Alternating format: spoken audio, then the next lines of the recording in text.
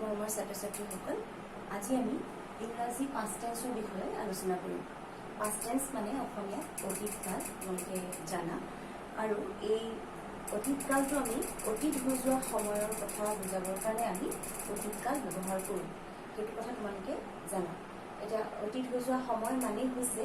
ইংৰাজীত যিটো টাইম ইতিমধ্যে পাষ্ট হৈ গৈছে, মানে হৈ গৈছে। অতীত হৈ যোৱা এটা সময়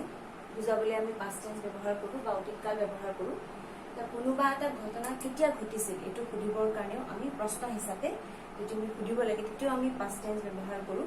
কিবা এটা ঘটনা ইতিমধ্যে হৈ গ'ল এই কথাটো বুজাবৰ কাৰণে আমি পাষ্ট টেন্স ব্যৱহাৰ কৰোঁ। আৰু অতীতত কিবা এটা নিয়মীয়াকৈ হোৱা এই কথাটো বুজাবলৈ আমি ইংৰাজীত পাষ্ট টেন্স ব্যৱহাৰ কৰোঁ। অসমীয়াত যেনেকৈ আমি অতীতকাল ব্যৱহাৰ কৰোঁ, ইংৰাজীত ঠিক তেনেকৈ আমি পাষ্ট টেন্স ব্যৱহাৰ কৰোঁ। For the past time. And এতিয়া অসমীয়া যদি আমি এটা বাক্য লওঁ, যেনে ধৰা মই ভাত খাওঁ, এইটো আমি জানো যে এইটো এটা বৰ্তমান কালৰ বাক্য, ইংৰাজীত প্ৰেজেণ্ট টেন্সৰ বাক্য।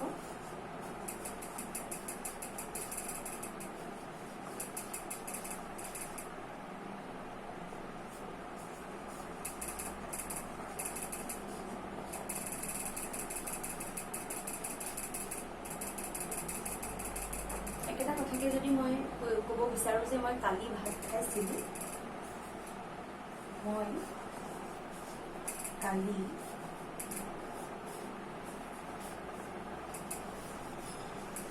ভাত খাইছিলোঁ,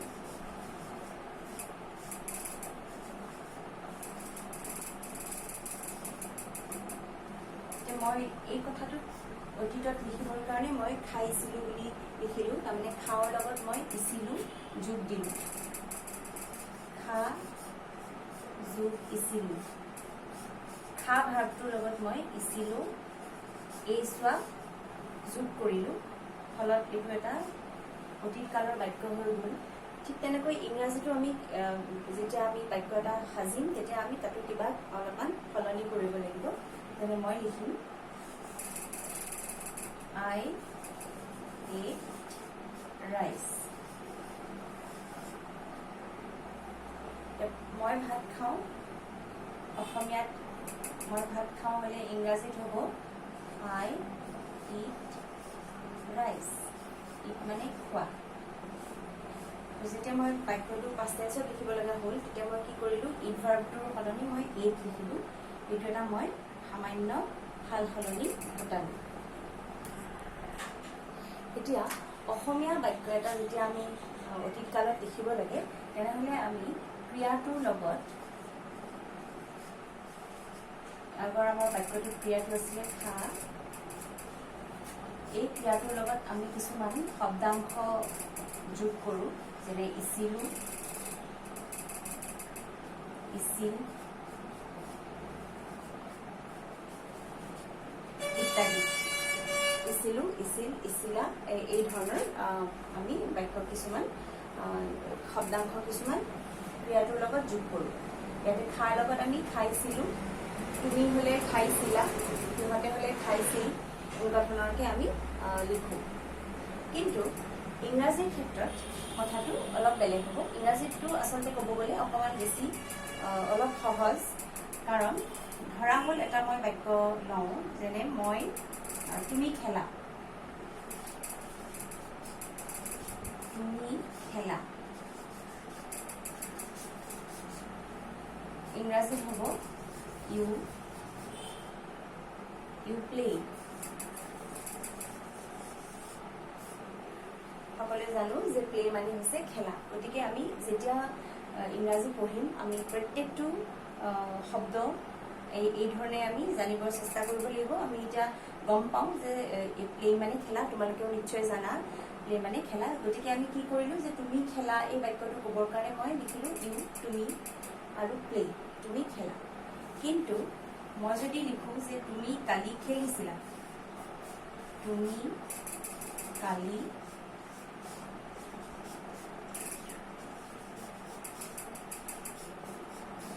তুমি কালি খেলিছিলা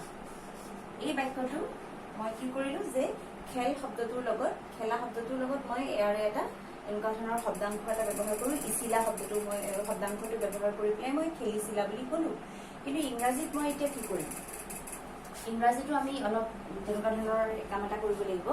আমি এটা সৰু চেঞ্জ কৰিব লাগিব এই প্লে ভাৰ্বটোৰ লগত আমি এটা অলপ তাক সলাই দিলে আমি তেতিয়া ইংৰাজী পাষ্ট টেন্সত বাক্যটো ক'ব পাৰিম যেনে U PLAYED you played yesterday সকলোৱে জানা yesterday মানে হৈছে কালি আমি যোৱাকালি বুলি যদিও কওঁ আচলতে সেইটো কালি yesterday এতিয়া আমি লিখিলো যে you played yesterday আমি এটা সৰু সলনি ঘটাইছো we have made a little change with this verb and what is the change we have added ed this is very important regarding the past tense আমি এই কথাটো খুব মনোযোগেৰে চাব লাগিব past tenseৰ ক্ষেত্ৰত এই ভাৰ্বৰ লগত আমি ed যোগ কৰি যিকোনো আমি এই ভাৰ্বৰ past tense গঠন কৰিব পাৰোঁ আমি আৰু এটা উদাহৰণ লম অকল মই এতিয়া ভাৰ্ব বিলাক লৈছো ডান্স মানে নচা I dance you dance they dance তেওঁলোকে নাচে মই নাচো you dance তুমি নাচা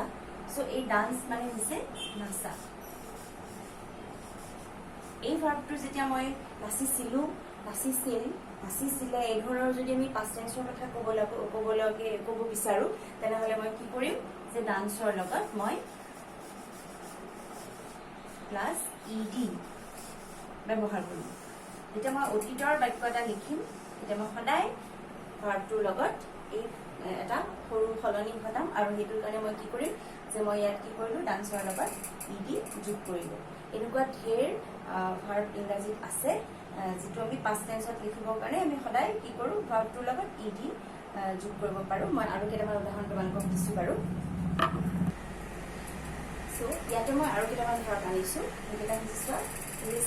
listen মানে শুনা past tense হ'ব listened মানে শুনিছিলো বা শুনিছিলে যি হয় তাৰপিছত learn LEARN learn মানে শিকা past tense হ'ব learned আমি কি কৰিছো ভাৰ্বটোৰ লগত ed যোগ কৰিছো look মানে দেখা বা চোৱা looked past tense looked হৈছে এইটো আমি ed যোগ কৰিছো jump জঁপিওৱা আৰু past tense jumped মানে জঁপি আছিল pronunciationটো মন কৰিবা jumped climbed মানে বগোৱা climbed মানে বগাইছে use ব্যৱহাৰ কৰা used মানে ব্যৱহাৰ কৰিছিল used so এই ধৰণৰ ভাৰ্বৰ তোমালোকে দেখিবা বিভিন্ন ধৰণৰ ইংৰাজীত ভাৰ্ব আছে বহুত ভাৰ্ব আছে য'ত আমি past tense form যদি আমি কৰিব লাগে তেনে আমি কি কৰো ভাৰ্বটোৰ লগত আমি ed যোগ কৰো এইকেইটা মই আটাইকেইটা ed যোগ কৰা আৰু আমি আগতে প্লে ভাৰ্বটো পাইছো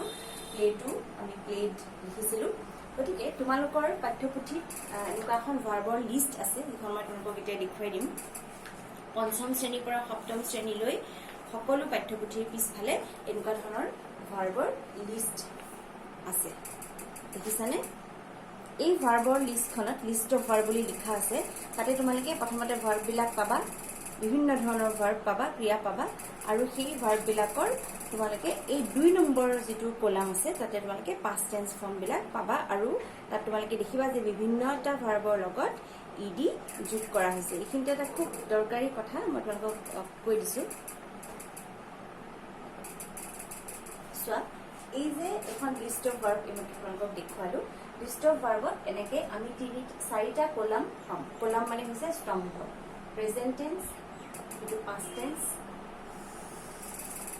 এইটো হৈছে past participle আৰু present participle এতিয়া সদ্যহতে আমি past participle আৰু present participle এই দুটা কলাম বা স্তম্ভ আমি এতিয়া আলোচনা নকৰো আমাক আকৌ পিছৰ পৰ্যায়ত এই দুটা দৰকাৰ হ'ব কিন্তু আজি আমি এই 2 নম্বৰ কলামটো আলোচনা কৰিম এতিয়া আমি যেটো past tenseৰ কথা পাতি আছো তোমালোকে লিষ্ট অফ ভাৰ্ব এখন হৈছে খুব ইম্পৰ্টেন্ট ভাৰ্ব সকলোৱে লিষ্ট অফ ভাৰ্বখন সদায় লগত ৰেডি ৰাখিবা দৰকাৰ হলে কিছুমান দৰকাৰী ভাৰ্ব তোমালোকে কাগজত লিখি চাৰ্টৰ নিচিনাকে লিখি পেলাই পঢ়া টেবুলৰ আগত তোমালোকে সজাই থব পাৰা গতিকে এই লিষ্ট অফ ভাৰ্বখন বিৰাট দৰকাৰ আৰু ইয়াত আমি প্ৰেজেন্ট টেন্সত থকা যিবিলাক ভাৰ্ব আছে যিবিলাক আমি সচৰাচৰ ব্যৱহাৰ কৰি থকা ভাৰ্ব আছে সেই ভাৰ্ববিলাক আমি ইয়াতে পাম আৰু এই আমি পাষ্ট টেন্সৰ কলামটোত আমি ইয়াৰ পাষ্ট টেন্স ফৰ্মটো পাম মই আৰু কেইটামান উদাহৰণ তোমালোকৰ কাৰণে লিখিছো প্ৰথমটো হৈছে help I have taken one example one মোৰ এক্সাম্পল হেল্প হেল্প মিন্স সহায় কৰা আৰু ইয়াৰ পাষ্ট টেন্সটো হ'ব হেল্প ঠিক তেনেকৈ তাৰ পাষ্ট পাৰ্টিচিপল আৰু প্ৰেজেন্ট পাৰ্টিচিপল ফৰ্মটো ইয়াতে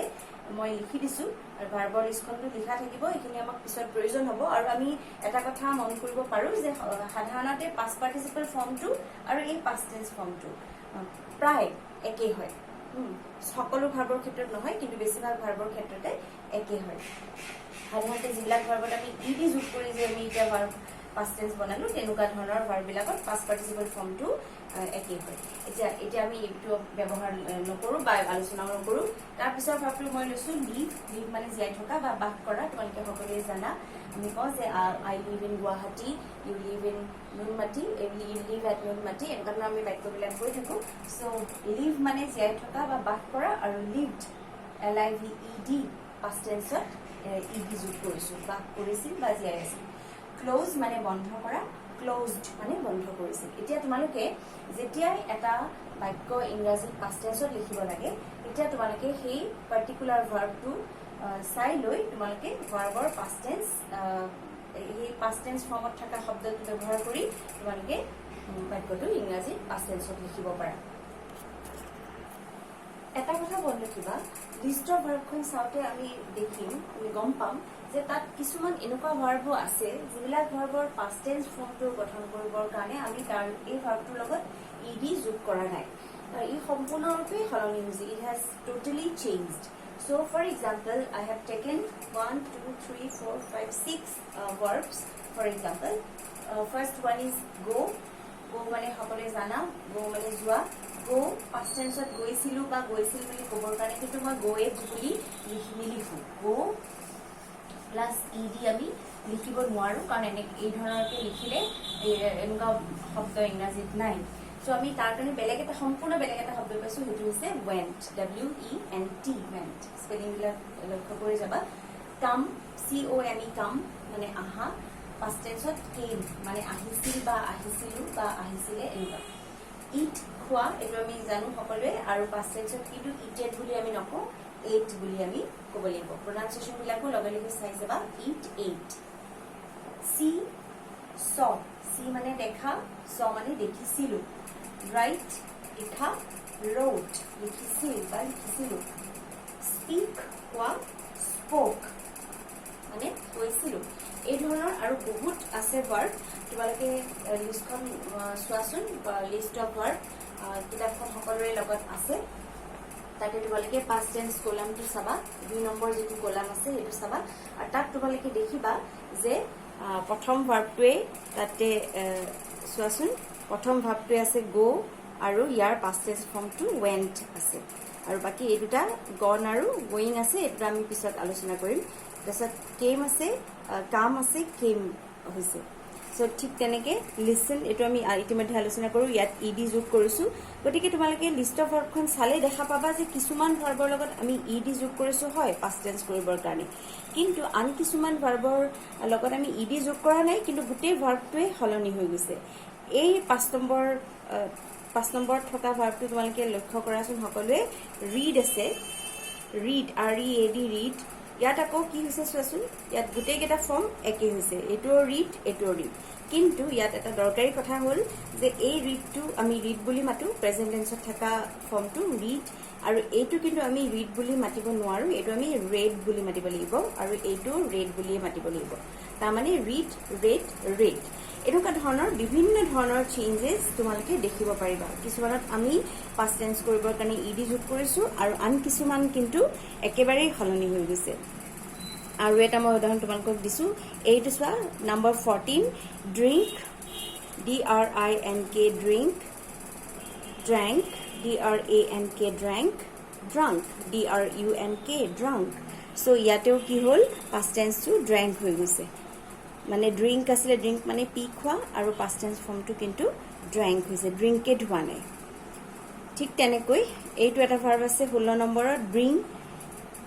এইবিলাক আমি সদায় ব্যৱহাৰ কৰি থকা ভাৰ্ব, আমি সদায় জানিব লাগে। ব্ৰিং মানে হৈছে আনা, চ' পাষ্ট টেন্সত কি হৈছে, দিছ হেজ বিকাম ব্ৰট, আনিছিল। দেখিছানে, ইয়াতে মানে ব্ৰিং এড লিখা নাই। গতিকে আমি দেখিলোঁ যে এই ধৰণে আমি ভাৰ্বৰ পাষ্ট টেন্স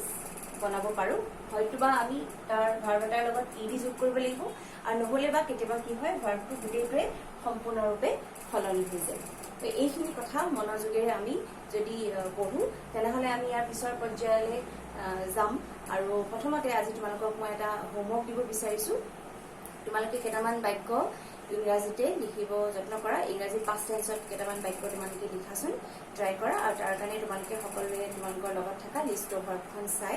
তাতে ছেকেণ্ড কলামটোৰ পৰা ভাৰ্বটো লৈ সেইটো ভাৰ্ব তোমালোকে পাষ্ট টেন্সৰ বাক্যত লিখিব পাৰিবা। এই বাক্যটো চোৱাচোন, পখিলাবিলাক উৰে। ইয়াতে উৰা ক্ৰিয়াটোৰ কাৰণে আমি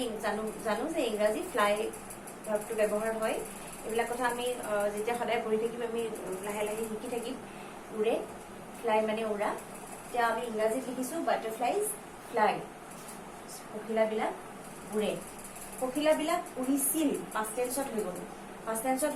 যেতিয়া আমি লিখিব লগা হ'ল, তেনেহ'লে আমি প্ৰথমতে লিষ্ট অফ ভাৰ্বত এই ফ্লাই ভাৰ্বটো চাই ল'ম। এইটো ফ্লাই ভাৰ্বটো আমি চাই পেলাই আমি ই ছেকেণ্ড কলামটোত, অৰ্থাৎ পাষ্ট টেন্সৰ যিটো কলাম আছে তাতনো ইয়াৰ ৰূপটো কি আমি সেইটো চাই ল'ম। এইটো ফ্লাইট নেকি বা কিবা বেলেগ নেকি, এইটো চাই ল'ম। চাই পেলাই আমি দেখিলোঁ লিষ্ট অফ ভাৰ্বখন চাই পেলাই যে ফ্লাই পাষ্ট টেন্স ফৰ্মটো হৈছে ফ্লু। গতিকে আমি লিখিছোঁ বাটাৰফ্লাইজ ফ্লু। এতিয়া তোমালোকে দেখিছা যে কি ধৰণে আমি এটা পাষ্ট টেন্সৰ বাক্য লিখিব পাৰোঁ। শেষত তোমালোকক এটা কথা কৈ সামৰিব বিচাৰিছোঁ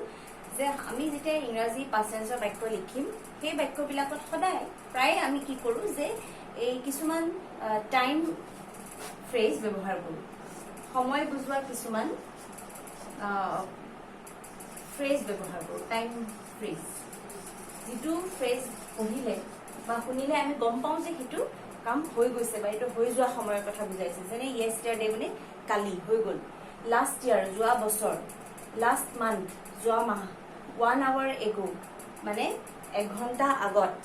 4 years ago 4 বছৰ আগত, last Monday, last Tuesday, last Wednesday. এই ধৰণৰ কথাবিলাক আমি যেতিয়া সময় বুজোৱা শব্দবিলাক ব্যৱহাৰ কৰিম, ফ্ৰেজবিলাক ব্যৱহাৰ কৰিম, তেতিয়া আমি বুজিম যে বাক্যটো পাষ্ট হৈ গৈছে। আৰু তেনে ক্ষেত্ৰত আমি সদায় ভাৰ্বৰ পাষ্ট টেন্স ফৰ্মটো ব্যৱহাৰ কৰিব লাগিব। গতিকে আজিলৈ ইমানতে সামৰিছোঁ। ইয়াৰ পিছত মই পাষ্ট টেন্সৰ আৰু কিছু দৰকাৰী কথা লৈ নেক্সট ভিডিঅ'ত এটা আহি আছোঁ। ধন্যবাদ।